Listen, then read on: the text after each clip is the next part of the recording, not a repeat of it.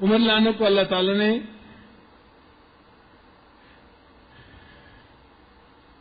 ایسی قبولیت عطا فرمائی تھی کہ آپ کا حکم ہوا، پانی، زمین ہر چیز کے اوپر چلتا تھا.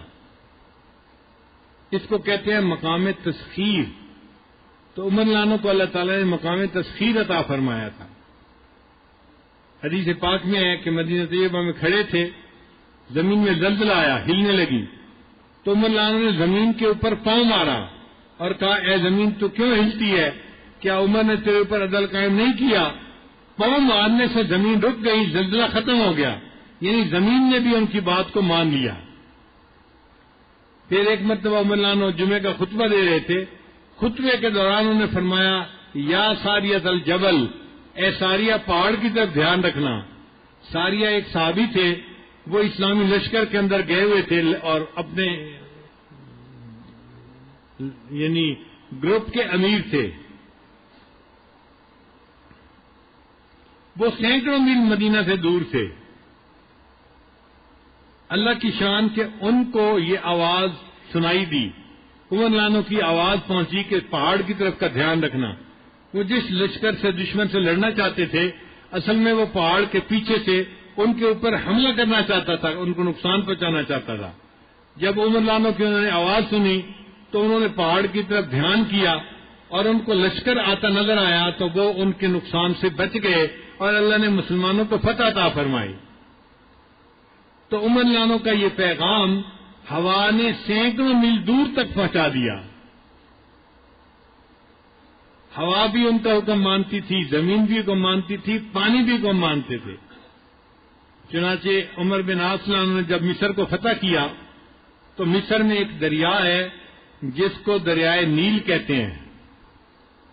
دریائے نیل میں ہر سال پانی خشک ہو جاتا تھا. ایک ایسا وقت آتا تھا اور دوبارہ چلنے کے لیے مقامی لوگ ایک نوجوان لڑکی کو پانی کے اندر ڈالتے تھے اور نظر پوری کرتے تھے اور پھر دوبارہ پانی چلتا تھا. اب جب پانی چلنے کا وقت آیا تو لوگوں نے عمر بن عاص لانو سے پوچھا کہ حضرت آپ بتائیں اب ہم کیا کریں. عمر بن عاص لانو نے حضرت عمر لانو کو خط لکھا، امیر المومنین یہاں پر یہ ایک رسم ہے کہ یہ ایک لڑکی کو پانی میں ڈالتے ہیں اور تب پانی چلتا ہے. ہم مسلمان ہیں، ہم ان رسوم پہ عمل نہیں کر سکتے، ہمیں بتائیں ہم کیا کریں. عمر لانو نے ایک چھوٹا سا پرچہ لکھا، خط لکھا دریائے نیل کے نام. اے دریائے نیل، اگر تو اپنی مرضی سے چلتا ہے تو نہ چل، اور اگر اللہ کی مرضی سے چلتا ہے تو امیر المومنین عمر تجھے حکم دیتا ہے کہ تو چلنا شروع کر. اور ساتھ پیغام دیا کہ میرے اس خط کو دریائے نیل کے پانی کے اندر ڈال دیا جائے.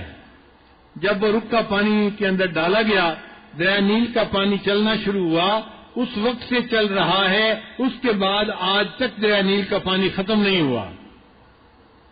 تو عمر لانو کا حکم ہوا نے مانا، پانی نے مانگا، زمین نے مانا، آگ نے مانا. ایک مرتبہ ایک آگ پہاڑ کی غار سے نکلی اور مدینہ طیبہ طرف بڑھنے لگ گئی. قریب تھا کہ وہ شہر کے اندر تک پھیل جاتی. حضرت عمر لانو نے تمیم داری لانو کو بلایا اور ان کو فرمایا کہ آپ جائیں اور جا کر اس آگ کو واپس اسی جگہ کر دیں جہاں سے نکلی تھی.